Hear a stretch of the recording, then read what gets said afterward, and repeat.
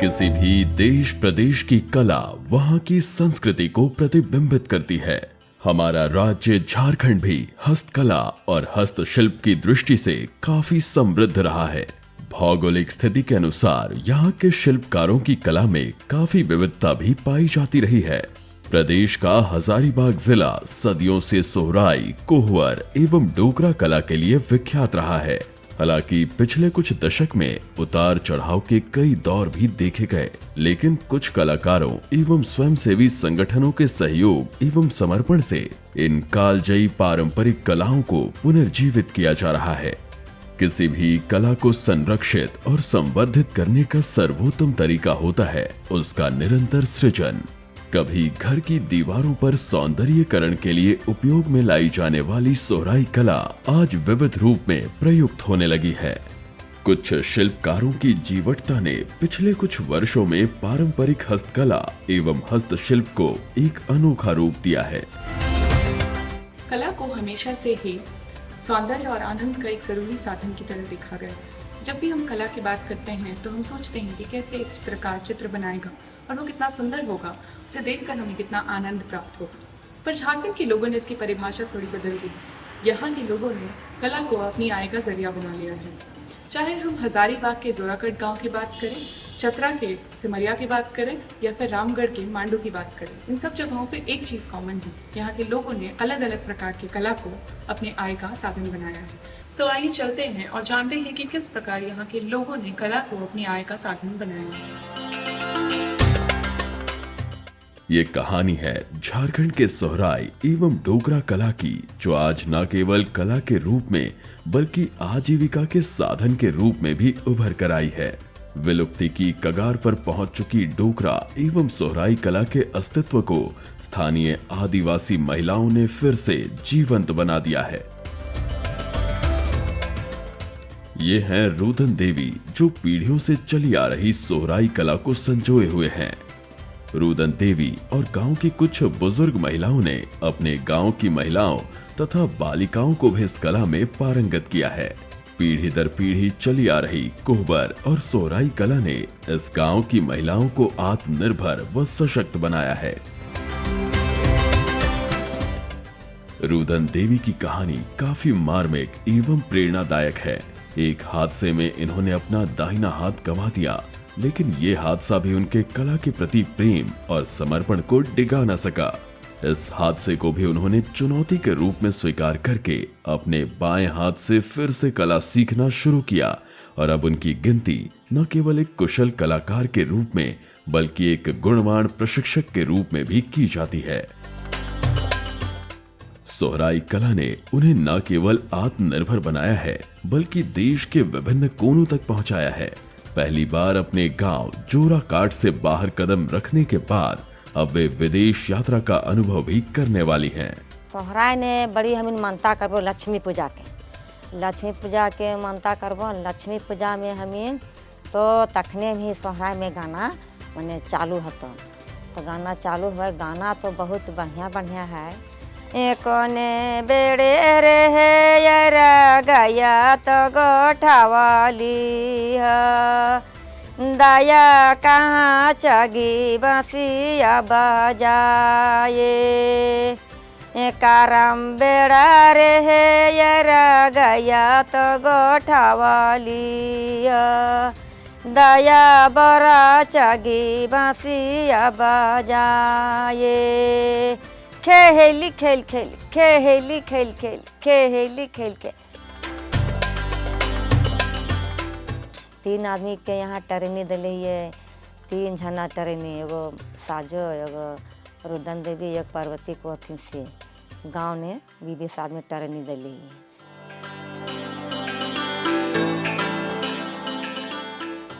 घूम के बैठ गलियन। पहले घूमलियन चिड़ियाखाना शुरू भेलों। चिड़ियाखाना से लोहरदगा से रांची कलकत्ता 4-5 का सोनाझुरी, और बम्बई तो घरे अंगना, दिल्ली तो घरे अंगना, दुमका, कोटरम्मा और रांची और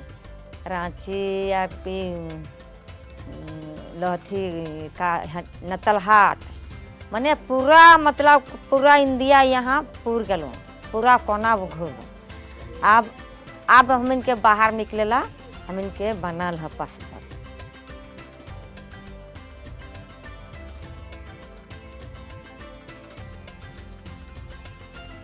जोराकाट गांव की कई महिलाएं पारंपरिक रूप से की जाने वाली सोहराई एवं कोहबर कला को अब कागज, बैग और कोस्टर्स पर बनाकर अपनी आजीविका चला रही हैं। दीवार में बनाने लगे, दीवार में बना के उसमें प्रयास किए, उसके बाद फिर पेपर में किए, हैंडमेड पेपर में। उसके बाद फिर दुपट्टा में हो गया, साड़ी में हो गया, और झोला जो बोलते हैं उसमें करते थे। और जो ये लकड़ी का है टी कोस्टर हो गया, वो सब में बनाते थे। कल्चर जो होता है वो सब चीज़ में बनाते थे। और अभी तो जिस चीज़ में हम लोग को मिल जाए उस चीज़ में हम लोग बना लेंगे पेंटिंग।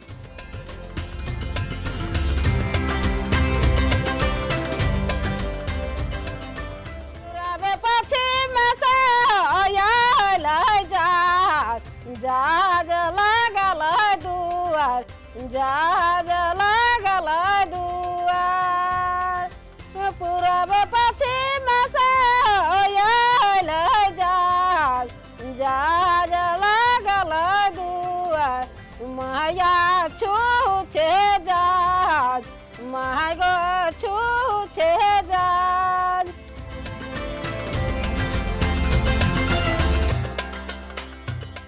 मैं अपनी मम्मी से सीखी हूँ सोहरायात, और सीख के हम बहुत अभी जैसे स्टॉल हो गया, वुड मतलब लकड़ी में भी, पेपर, कैनवास, सब जगह साड़ी में भी करते हैं।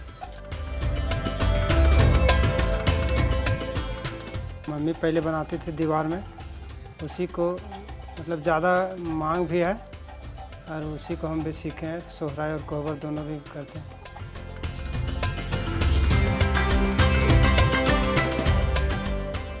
मिट्टी कलर के काम कर रहे हैं पहले से, मतलब मम्मी से सीखे। तो पहाड़ के नीचे है, उसका नाम है दूधमटिया, तो वहाँ से खोड़ के और मथा में चढ़ा के लाते हैं, और घर ला के उसको पानी में फुला के चालनी में चाल के गोम मिला के यूज करते हैं कि काली मिट्टी फिर लाते हैं अथी पहाड़े के नीचे से, तो वहाँ से फोड़ के ला के और घर लाते हैं मत्थन उठा के।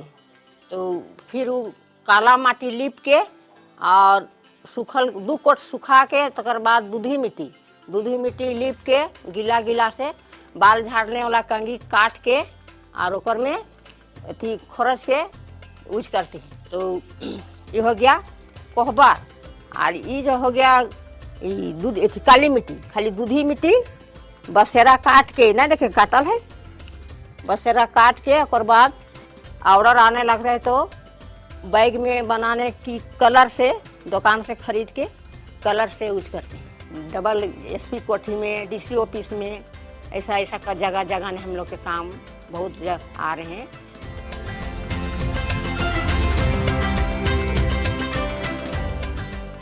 कला के माध्यम से सशक्त करने के लिए यहाँ विनर विथ यू नामक गैर सरकारी संगठन और सरकार की मदद से एक प्रशिक्षण केंद्र भी स्थापित किया गया, जहां आसपास की महिलाएं पीटकर सोहराई और कोहबर कला सीखती हैं। कई महिलाओं ने मिलकर यहाँ बिजनेस क्लस्टर भी बनाए ताकि बिचौलियों की बजाय वे अपने उत्पाद सीधे उपभोक्ताओं को बेच पाएं।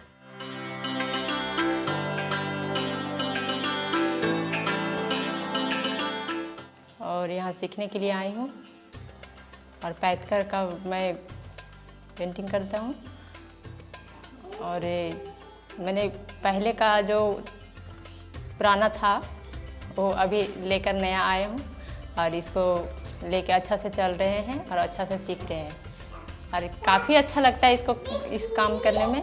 और पहले पेंसिल से कर लेते हैं, उसके बाद लकड़ी पे करते हैं।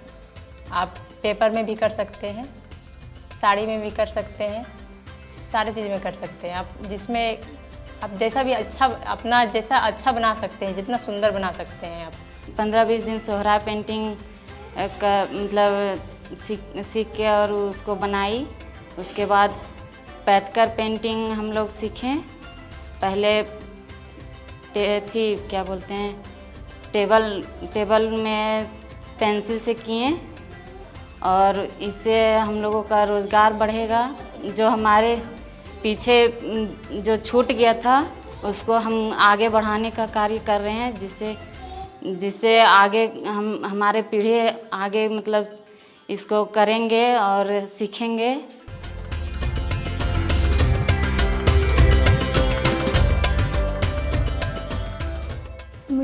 मैंने अभी तक अपने कॉलेज में सोहराई पेंटिंग सीखी है। उसके बाद अभी खोबर कलर चल रहा है हम लोग के स्कूल में। हमारे स्कूल के पेंटिंग टीचर संदीप सर हैं। ये बहुत ही अच्छा टीचर हैं। ये बहुत ही अच्छे से समझाते हैं और हम लोगों को बहुत अच्छा समझ में आता है।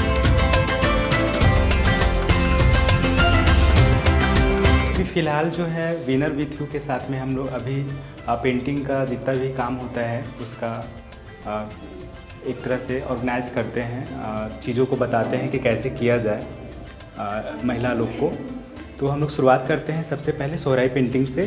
सोहराई पेंटिंग और खोबर पेंटिंग जो कि हमारा झारखंड का ट्रेडिशनल पेंटिंग है, लेकिन ये मोस्टली हजारीबाग एरिया से आता है और ये बड़कागांव क्षेत्र में होता है।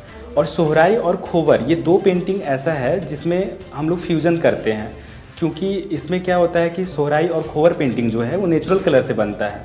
हम लोग मोस्टली जो है वो इसमें 4 कलर यूज करते हैं। सबसे पहले है कि पेपर पर अगर वो पेंटिंग बनाती हैं तो वो कम सेल होता है। बहुत कम लोग हैं कि जो कि वाल के ऊपर जो है वो अपना पेंटिंग महिलाएं का लगाना चाहती हैं, वो कम से कम लगाया जाता है। इसीलिए हम लोग क्या किए कि प्रोडक्ट में बना करके और उसको सेल आउट, जैसे महिलाएं जो है वो अलग अलग मेला में जाती हैं। जैसे आपका पूरा भारत में जितना भी मेला लगता है तो हम लोग कोशिश करते हैं कि जितना मैक्सिमम से मैक्सिमम मेला में जाए ताकि प्रोडक्ट बिके।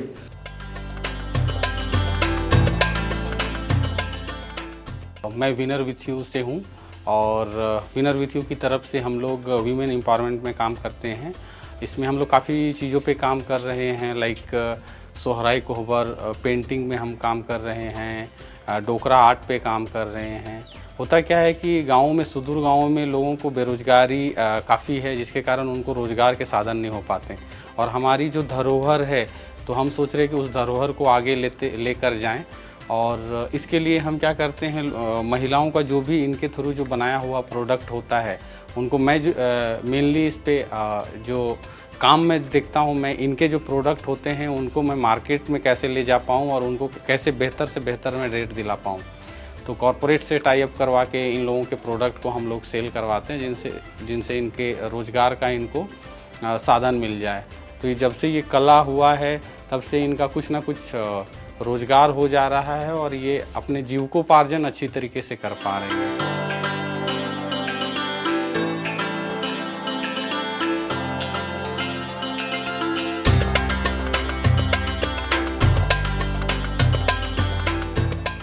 कोहबर कला, जिसमें कंघी के टुकड़ों का प्रयोग करके अनूठी चित्रकारी की जाती है, यहाँ की महिलाओं के लिए आय का एक महत्वपूर्ण स्रोत बन गई है।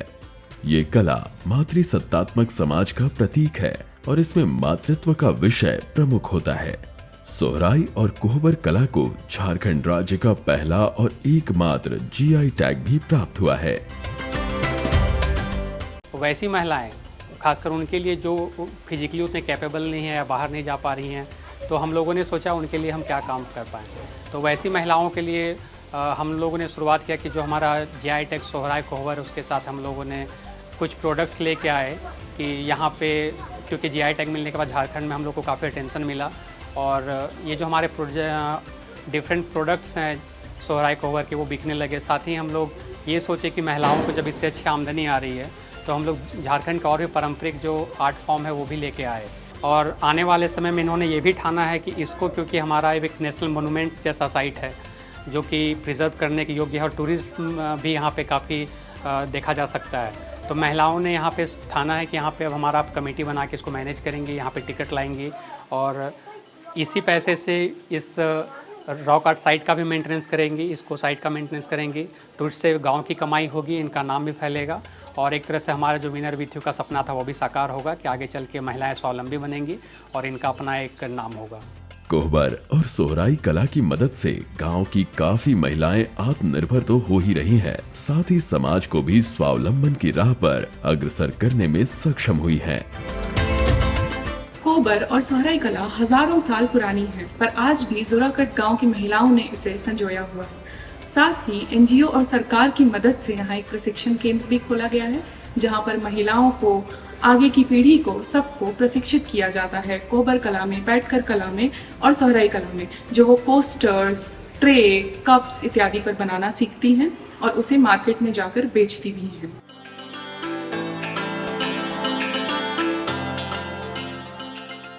झारखंड के अलग अलग गांव में आपको विभिन्न हस्तकला एवं हस्तशिल्प देखने को मिलती हैं। हजारीबाग के मांडू गांव में सदियों से चली आ रही डोकरा शिल्प भी उनमें से एक है। डोकरा शिल्प आदिवासियों की प्राचीनतम हस्तशिल्प में से एक है, जो इतिहास से जुड़कर अपनी गौरवशाली गाथा का बखान करती है। यह कला प्राचीन होने के साथ साथ असाधारण भी है तथा इस शिल्प की वैश्विक स्तर पर काफी मांग भी है। डोकरा शिल्प प्राचीन काल में बर्तन, दीप, संगीत वाद्य यंत्र, गहने और अन्य रोजमर्रा के सामान बनाने के लिए इस्तेमाल की जाती थी। वर्तमान बाजार ने इस कला के पारंपरिक स्वरूप को बदल दिया है। अब इस कला का प्रयोग मुख्य रूप से सजावट के सामान बनाने में होने लगा है। झारखंड के कई शिल्पकारों ने सही मार्गदर्शन व उचित दाम न मिलने की वजह से इस कला को छोड़ दिया था। कुछ पारंपरिक शिल्पकार भी इस शिल्प से जुड़े रहने की बजाय दिहाड़ी मजदूरी करना बेहतर समझने लगे थे, परंतु विनर विथ यू संस्था की मदद से मांडू गांव में इसे पुनर्जीवित किया जा रहा है। पारंपरिक शिल्पकारों को फिर से इससे जोड़ा जा रहा है, जिससे इस कला को जीवन दान मिला है।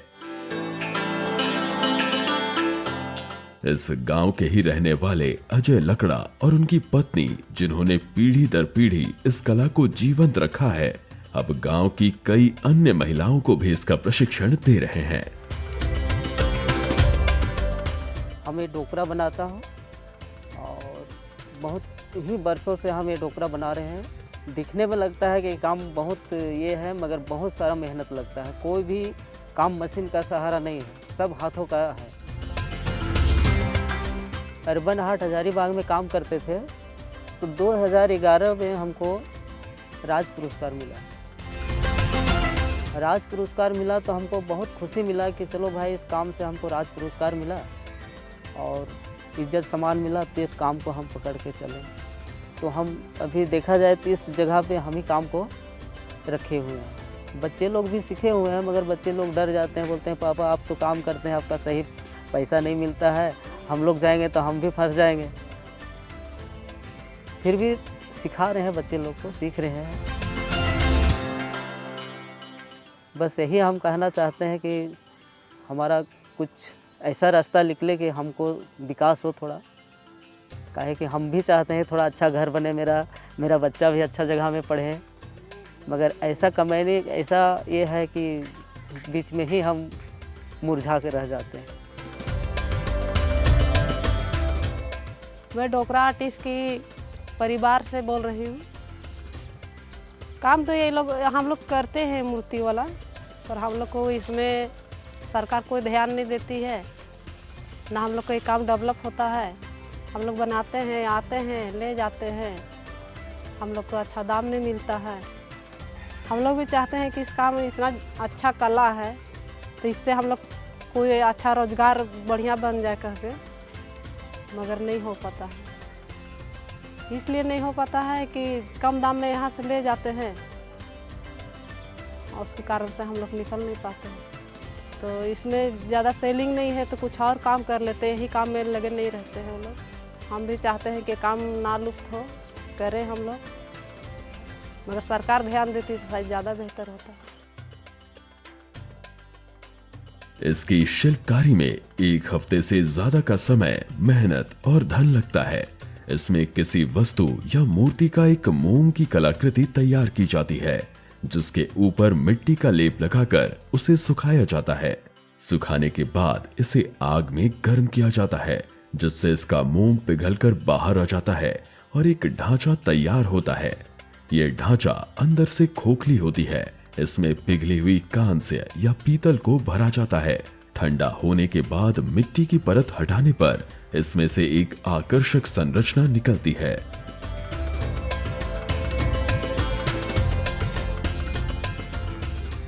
इस शिल्पकारी में होने वाला उच्च निवेश व बारीकी से की गई कारीगरी ही इसे असाधारण बनाती है। ऐसे में कलाकारों को अपनी मेहनत और निवेश का सही दाम न मिलने पर कई कलाकार इस काम को छोड़ देते हैं।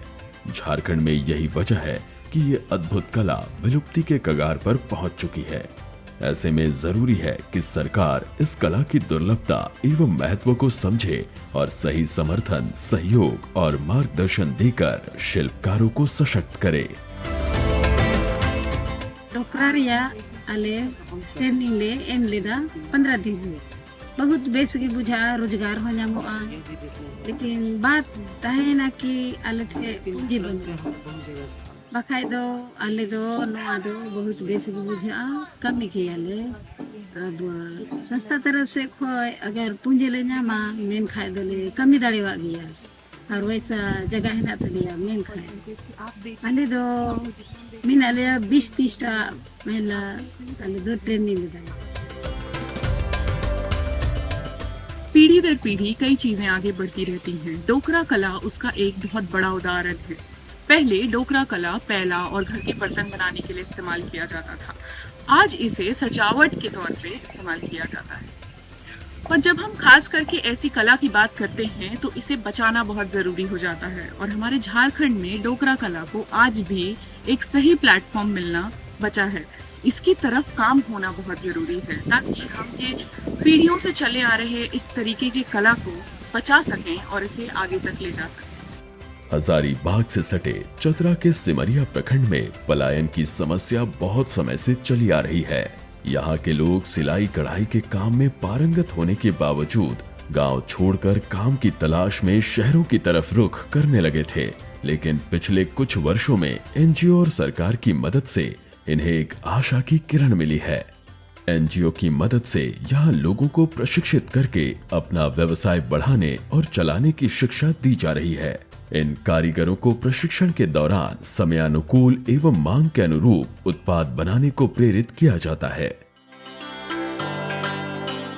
जी हम सिमरिया फतह गांव में चतरा का एक गांव है जिसमें हम लोग यहाँ पे करीब 200-300 का बस्ती है, जिसमें लगभग सभी पुरुष एम्ब्रॉयडरी का काम करते हैं और दुपट्टा के ऊपर, साड़ी के ऊपर, सलवार के ऊपर ये अपने हाथों से डिज़ाइन करते हैं। इनका कलाकृति बेहद ही बहुत ही बढ़िया है, परंतु इनको काम ना मिलने के कारण और मार्केट लिंकेज अच्छा नहीं होने के कारण ये धीरे धीरे ये काम ये लोग छोड़ रहे हैं। और करीब पहले 200-300 लोग जहाँ पे काम करते थे एम्ब्रॉयडरी का काम, अभी वो घट के मात्र 40-50 हो गए हैं। ये जो अपने काम को छोड़ रहे हैं या प्लान करके दूसरे डिस्ट्रिक्ट में जाना, दूसरे सिटी में जाना चाह रहे हैं, तो इनको बेहतर अपॉर्चुनिटी अपने ही गांव में रह के अगर इनको यहीं पे अगर ऑर्डर इनको मिलता है तो ये बेहतर कर पाएंगे। देखिए हमारे गांव में ये काम हम इतना मशक्क़त से स्टार्ट किए हैं, ऐसे ऐसे लोग के काम सिखाए हैं। ये देखिए बोलता भी नहीं है, सुनता भी नहीं है, और ये इसको बहुत मेहनत से हम काम सिखा दिए, इसलिए कि बाहर में कहीं कुछ काम कर नहीं सकता है, क्योंकि बोलेगा नहीं, सुनेगा नहीं तो इसको काम पे कौन रखेगा, कौन रोज़गार देगा।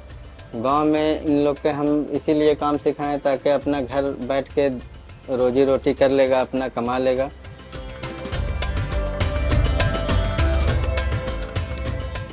कढ़ाई के काम में पारंगत यहाँ के लोगों ने देश विदेश में अपना नाम रोशन किया है। रेशम के धागों से साड़ी, दुपट्टा और सूट पर कढ़ाई की जाती है। सबसे पहले डिजाइन को पेपर पर बनाकर उसे कपड़े पर चढ़ाया जाता है। फिर रेशम के धागों से उस पर कढ़ाई की जाती है। एक कारीगर को एक दुपट्टे पे काम करने में 1 से 1.5 हफ्ते लग जाते हैं। एक महीने में एक कारीगर 3 से 4 साड़ियां या दुपट्टा ही बना पाता है। प्रशिक्षण प्राप्त करने के बाद इनके कौशल में वृद्धि हुई है और इन लोगों की दशा थोड़ी सुधरी है। अब यहाँ के लोग फ्लिपकार्ट और अमेज़न पर भी अपना सामान बेचने की तैयारी कर रहे हैं। अगर काम हम लोग के सरकार के द्वारा थोड़ा सा भी सहायता हो जाता है, मदद हो जाता है, तो ये काम हम लोग बराबर यहीं करते। और बहुत सारे कारीगर जो इस लाइन से छोड़ रहे हैं सिर्फ काम नहीं मिलने की वजह से। अगर काम मिलता तो फिर यहाँ से फिर नहीं जाता कोई बंदा, सब यहीं पे काम करता है आराम से 600-700। और सबसे पहला बात रह गया कि रेट का भी थोड़ा सा समस्या है, रेट नहीं मिल पाता है जिस हिसाब से इसमें मेहनत है, हार्ड वर्किंग वर्क है। तो मेहनत की वजह से जितना काम करता है उस हिसाब से पैसा नहीं मिल पाता है। यहाँ की कढ़ाई कला ने कई परिवारों को आत्मनिर्भर बनाया है। कई गूंगे और बहरे लोग जो बाहर जाकर काम करने में असक्षम हैं, उन्होंने भी इस कला को सीखकर अपने जीवन को एक नई राह दी है। घर से काम करके भी ये अपनी आजीविका चलाने में सक्षम हुए हैं। बावजूद इसके आज भी इस कला को उपयुक्त मंच व कलाकारों को अपेक्षित सम्मान मिलना शेष है। कला एक ऐसी चीज है जिसे व्यक्त करने के लिए लोगों को बोलने की जरूरत नहीं होती। कुछ लोग कला को कलाकृतियों में ढालते हैं, कुछ इसे लिखकर दिखाते हैं, कुछ इसे पेपर पे, पन्नों पे पेंट करते हैं। और यहाँ पे हमने एक बहुत ऐसी बड़ी एग्जाम्पल देखी जो लोग अपनी कला को दुपट्टों पे, सलवार सूट पे और साड़ियों पे व्यक्त करने की कोशिश कर रहे हैं और इसी को ना बोल और सुन पाने के बाद भी अपना रोजगार का एक माध्यम बना रहे हैं। यह अत्यंत जरूरी है कि सरकार इस कला की महत्ता को समझे और इसे एक उपयुक्त मंच प्रदान करे। कला जिसे कभी केवल आनंद और सौंदर्य का स्रोत माना जाता था, आज लोगों के जीवन यापन का जरिया बन चुका है। ये कहानी केवल पारंपरिक हस्तकलाओं तथा हस्तशिल्पों की नहीं, बल्कि ये कहानी है आत्मनिर्भरता की, संघर्ष की और सफलता की। ये कलाएं हमारी धरोहर है, इन्हें जीवित रखना हमारा कर्तव्य है।